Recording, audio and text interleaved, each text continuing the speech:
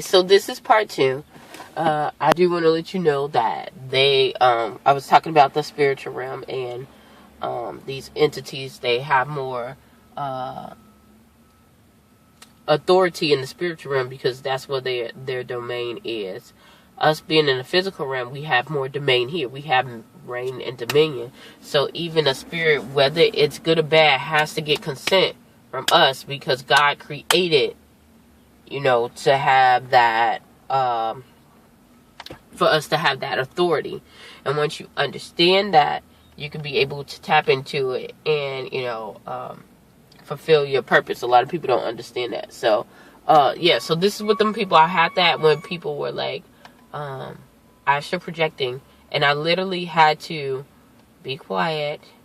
And because if you tell a therapist that, yes, you see people walking and hitting you, some of those people who are already set in those situations, they already know that those are real people who are doing this, who are attacking you and making you feel like you're crazy, you're scared. They know it's actual real people. Ooh. And some of these people are down with it. They are down with the occult. They are down with terrorizing people and trying to bully people to do what they want to do. So you have to be careful. My mom talked about that, and she said, since she didn't want to go and fulfill and do all that and to kill her children, and it ended up happening anyway, though. But they did blame her, and that's why she ended up going to prison. She was like, and a lot of people knew that. She was like, even some of the people who were on the system, on the judge court, which I do believe, because I still stayed in that area, and some of those people are Masonic, and a lot of people, they were doing a lot of chanting. And I talked to one of the daughters who went to school with me, which I didn't know, that she was one of the jurors, and she told me, it was so crazy when I was in high school, she told me how they had tricked my mom into doing some crazy stuff, and I was like, you don't even know my mom. But little did I know that she was one of the 12 jurors that was on the case for my mom's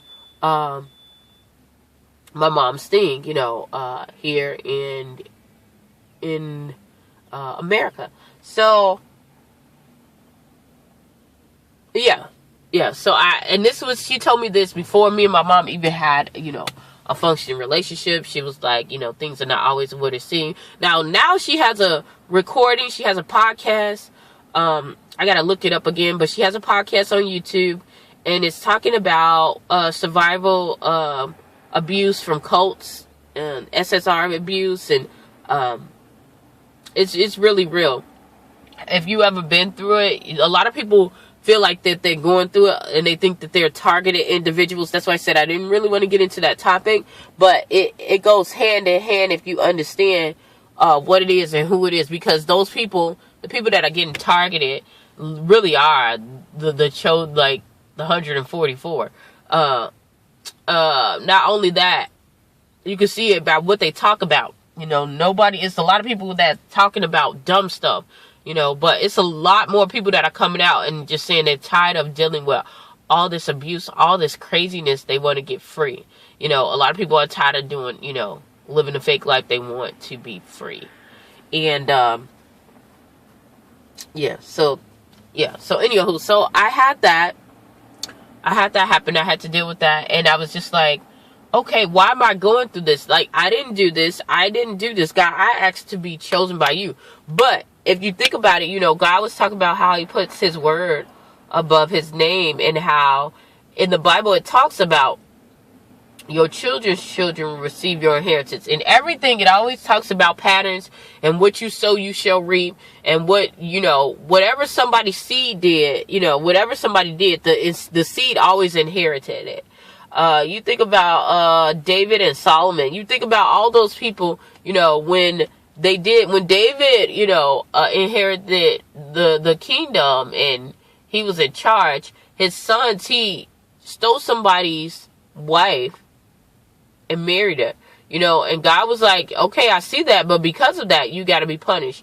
Think about Saul, when he went and saw Endor, after he got rid of all these, occultic people, all these sorcerers and necromancers, and he still went and saw one.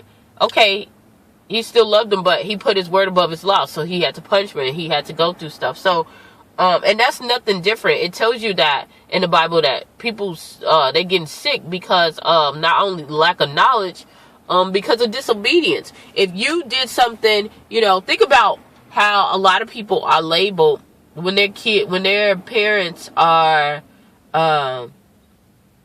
like politicians, and they do big things, and the kids, they just want to go and jump rope, and they want to be an artist or something. And most people are like, no, you think you need to be a politician just like your dad, and this and that, and you need to go in the venture. You're like, and they're like, how was this even possible? I don't want to do this. This is my life, I want to make this. That's the same way. It's just you've getting judged based off of what's going on. So you have to be aware of it. That's the pattern. That's just like us today. Even though, like that lady, who was the guy that I was talking to a couple of years back. Even though I was on the up and up, I didn't drink, I didn't smoke. My cousins did smoke and drink and party at a time, but the older ones, like my grandparents, all that, they didn't do that stuff. Even when they were younger, they didn't do it. My mom got addicted to drugs, but she never really did alcohol.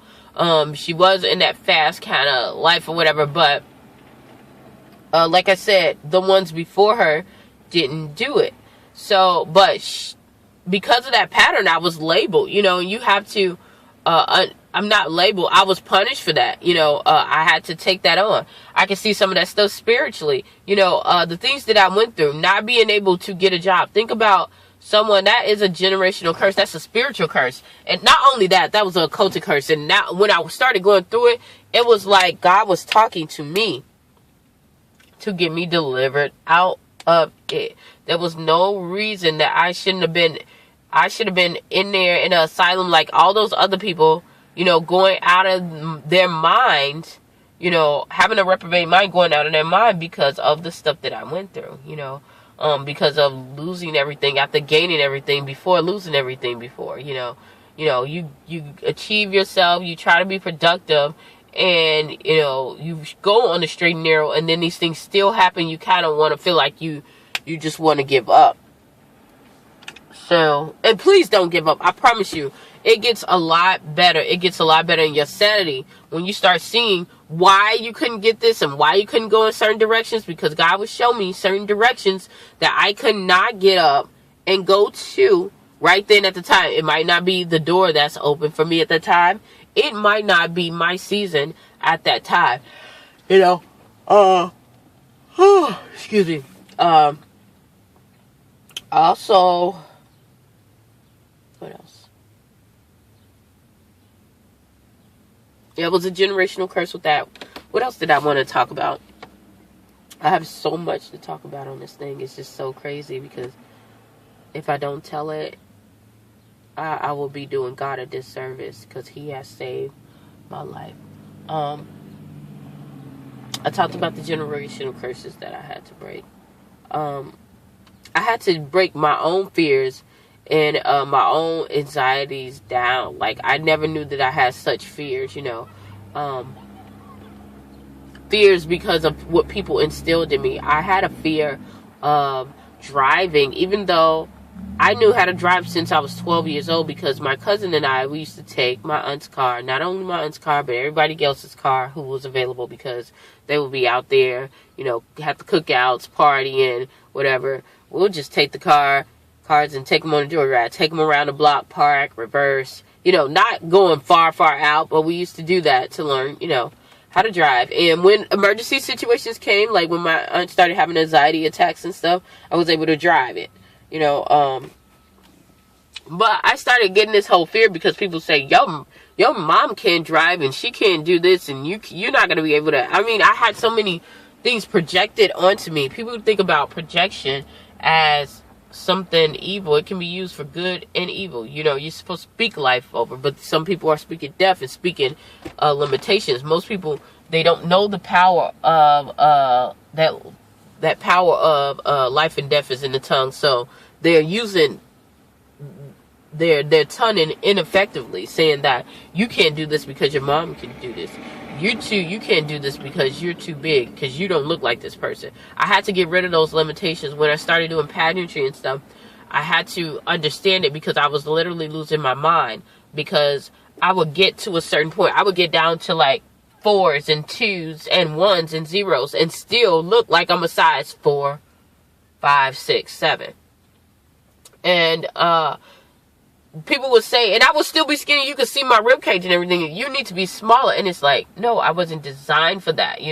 I'm designed to look healthy no matter what, what capacity, and it was just really, really, really, really crazy. So God had to get me out of that whole fear state, because a lot of people, if you look around, they live in fear. It's a whole fear construct in here. It's a fear construct.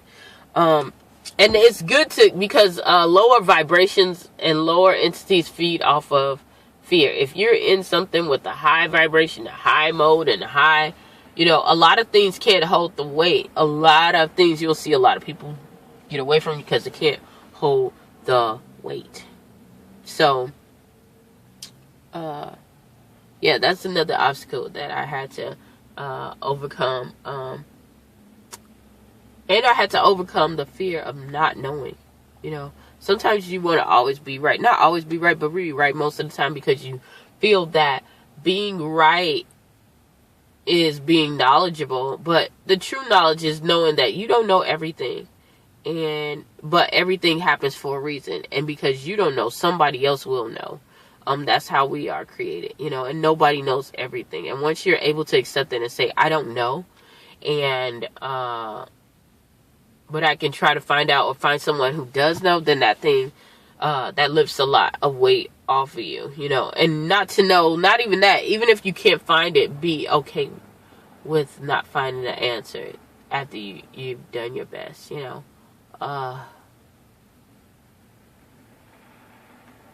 yeah. Yep. That's what I've learned. That is what I learned. So, I'm not going to try to stay on here any longer, because I know I'm supposed to be talking about something else on top of this, but I did want to talk about the generational curses that I had to go over, because I know it's a lot of people who have been like this. And if you're listening to this, understand that God makes nothing on an accident. You will overcome it, because I have overcame it. And God said you shall overcome, because he overcame the world. And he not made us overcomers, not only overcomers, but conquerors through him. So, yeah, hopefully you can take this message to heed and understand it and apply it to your life. If someone can, get motivated, or you need to share it, then definitely do so. Thank you so much.